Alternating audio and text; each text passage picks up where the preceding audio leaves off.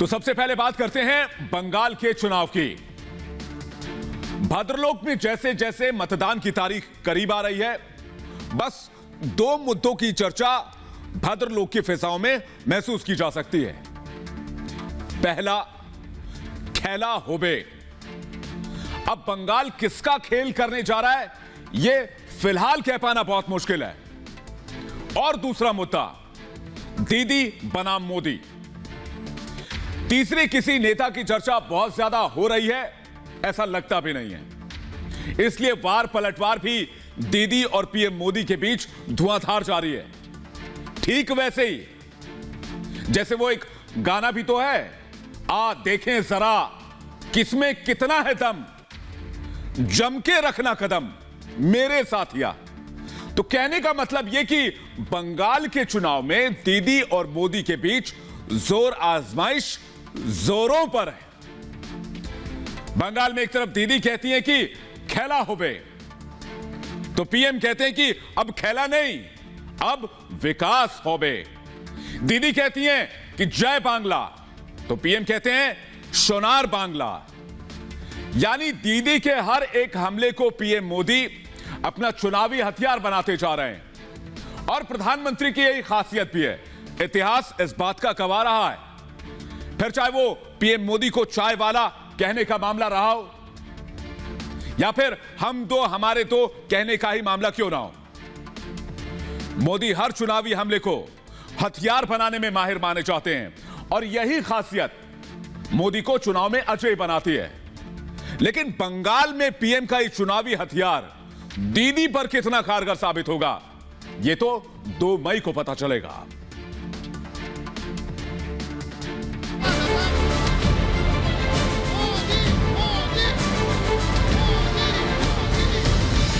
बंगाल में पीएम मोदी के हुंकार।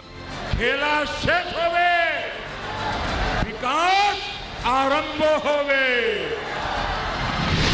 खेला होबे बनाम सोनार बांग्ला होबे।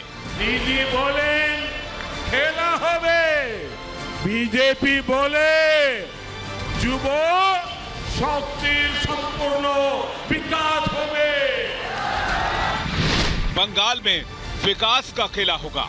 दीदी बोले खेला होवे, बीजेपी बोले विकास होवे।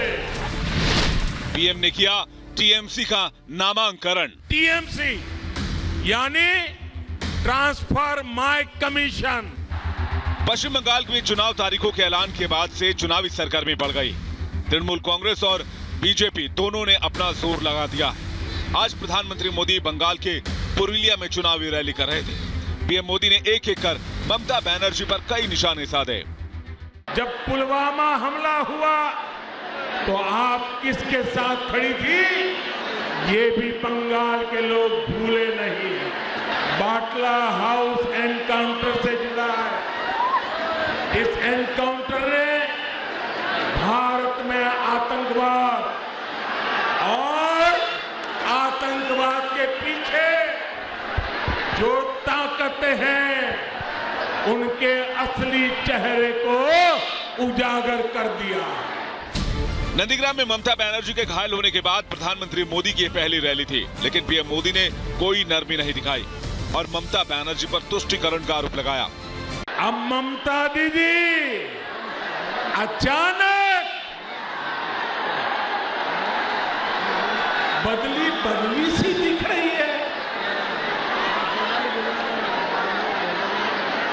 ये हृदय परिवर्तन नहीं है, ये हारने का डर है।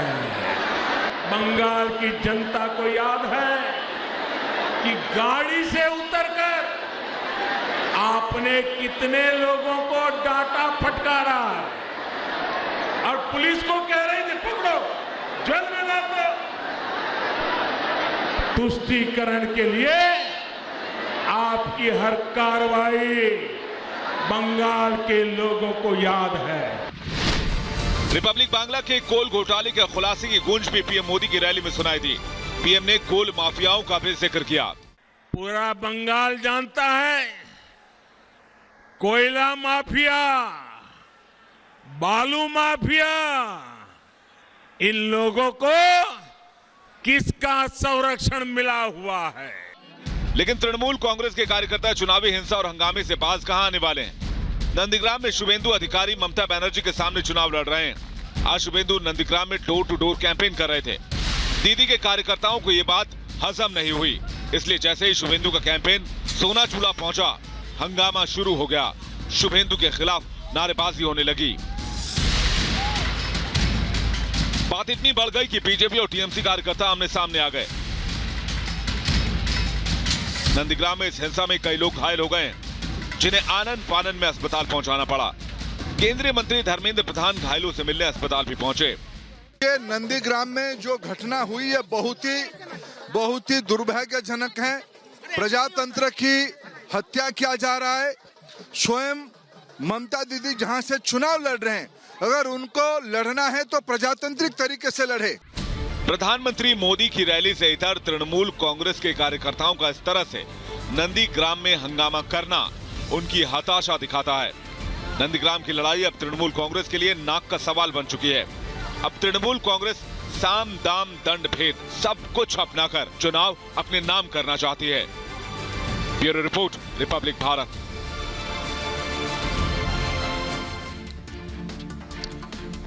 मुझे बंगाल के लोगों और बंगाल की कभी कभी बहुत चिंता होती है। लगता है बंगाल के भाग्य में अब आगे सिसकना ही लिखा हुआ है, राजनीतिक हिंसा की आग में झुलसना ही लिखा हुआ है, और ना चाहते हुए भी राजनीतिक कार्यकर्ताओं के घरों में मातम पसरना ही लिखा हुआ है। क्योंकि चुनाव जैसी लोकतांत्रिक प्रक्रिया में भी अलोकतांत्रिक तौर तरीके छोड़ने के लिए कोई तैयार ही नहीं है। इस बार के विधानसभा चुनाव में राजनीतिक विरोधियों को कार्यकर्ता मानने की बजाय जानी दुश्मन मानने की परंपरा का जोर और ज्यादा बढ़ गया है। रविंद्रनाथ टैगोर, नेताजी सुभाष चंद्र बोस की धरती के तौर पर मशहूर बंगाल, इस पर अब सिर्फ राजनीतिक गुंडों की भूमि बनने का खतरा मंडरा रहा है। राजनीतिक हिंसा के लिए पूरी तरह बदनाम हो चुके बंगाल में राजनीतिक कार्यकर्ता अब भी हिंसा की दाग से पीछा छुड़वाने के लिए तैयार ही नहीं। ऐसा लगता है कि बंगाल में चुनाव का मतलब तो अब सिर्फ और सिर्फ राजनीतिक हिंसा ही रह गई है। खुलेआम विरोधी दलों के कार्यकर्ता की हत्या, लाठी डंडों से उनका सिर फोड़ देना, विपक्षी दलों के दफ्तरों में आगजनी, बंगाल में यह आम राजनीतिक क्रियाकलाप बन गई है। अंदाजा लगाइए, कभी कभी तो ऐसा लगता है कि भद्रलोक में राजनीतिक दल अपने कार्यकर्ताओं से जनसंवाद, जनसंपर्क की उम्मीद ही नहीं करते हैं, बल्कि यह आस लगाए बैठे होते हैं कि उनके कार्यकर्ता हिंसा के जरिए विरोधी दलों को आखिर कितना नुकसान पहुंचा सकते हैं। और इन दिनों ऐसा लग रहा है कि बंगाल की सबसे हाई प्रोफाइल सीट बन चुकी नंदीग्राम को तो हिंसा का गढ़ बनाने की तैयारी शुरू हो गई है। और उसका ट्रेलर भी आज तक क्या, जब नंदीग्राम में केंद्रीय मंत्री धर्मेंद्र प्रधान सोनाचूड़ा में रैली करने के लिए पहुंचे। नंदीग्राम से बीजेपी उम्मीदवार शुभेंदु अधिकारी के पक्ष में आयोजित रैली के दौरान वहां अचानक हिंसा होने लगी। धर्मेंद्र प्रधान की मौजूदगी में कुछ लोगों ने बीजेपी कार्यकर्ताओं पर हमला कर दिया, लाठी डंडों से उनके सिर फोड़ दिए गए। और इन तस्वीरों को देखकर ऐसा लगा जैसे बीजेपी कार्यकर्ताओं पर हमला कर रहे लोग उनके खून के प्यासे हो चुके हों। धर्मेंद्र प्रधान समेत बीजेपी के दूसरे बड़े नेताओं ने नंदीग्राम के सोनाचूड़ा में हुई हिंसा के लिए टीएमसी कार्यकर्ताओं को ही जिम्मेदार ठहराया है। दरअसल नंदीग्राम में आज शुभेंदु अधिकारी का चुनावी कैंपेन चल रहा था। शुभेंदु की अगुवाई में हजारों की संख्या में लोग डोर टू डोर कैंपेन में शामिल हुए। लेकिन जब कैंपेन सोनाचूड़ा पहुंचा तभी हंगामा शुरू हो गया। और शुभेंदु के खिलाफ नारे लगने लगे। बात इतनी बढ़ गई कि बीजेपी और टीएमसी के कार्यकर्ता आमने सामने आ गए। दरअसल बंगाल की सियासत का मिजाज ऐसा रहा है कि जो भी सियासी दल सत्ता में रहा हो, उसके कार्यकर्ता ही कानून व्यवस्था के लिए मुसीबत बन जाते हैं। 1977 से पहले कांग्रेस राज में यही हुआ। 1977 के बाद 34 साल तक बंगाल की सियासत का मिजाज हिंसक ही रहा और 2011 के बाद तो राजनीतिक हिंसक घटनाओं को ऐसा लगता है कि नए पर लग गए हों। और उसी का नतीजा है कि केंद्रीय मंत्री की मौजूदगी में अराजक तत्वों की इतनी हिम्मत हो गई कि वो नंदीग्राम वन दक्षिण मंडल के युवा मोर्चा के अध्यक्ष पूरनचंद पात्रों पर ही हमला कर बैठे। और पूरनचंद पात्रों अब अस्पताल में। नंदीग्राम की इस हिंसा में पूरनचंद के अलावा कई और कार्यकर्ता घायल हुए, जिन्हें आनन फानन में अस्पताल पहुंचाना पड़ा। केंद्रीय मंत्री धर्मेंद्र प्रधान घायलों से मिलने के लिए अस्पताल भी पहुंचे। इस दौरान केंद्रीय मंत्री धर्मेंद्र प्रधान ने कहा कि वह इस हमले की शिकायत चुनाव आयोग से भी करेंगे। देखिए, एक बात तो साफ है कि अगर राजनीतिक हिंसा में टीएमसी के कार्यकर्ता शामिल हैं, तो इसका मतलब है कि वो राजनीतिक तौर पर तेजी से बढ़ती हुई बीजेपी से खौफ खा रहे हैं, वरना यह नहीं होता। लेकिन फिर राजनीतिक लड़ाइयां लोकतांत्रिक तरीके से ही लड़ी जानी चाहिए, क्योंकि यह तो राजनीतिक लड़ाई है ना, कोई आपसी रंजिश तो नहीं है।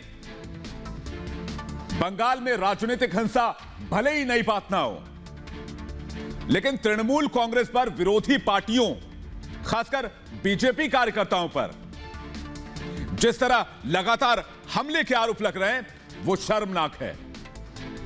पहले भी होता था, लेकिन ये सब छिप छिपाकर होता था, लेकिन अब तो खुलेआम हो गया है। तो सवाल यह है कि क्या बीजेपी के बढ़ते कद को रोकने के लिए यह राजनीतिक हिंसा का खेल खेला जा रहा है? क्या तभी हर चुनावी रैली में यह खेला होबे का नारा दिया जा रहा है?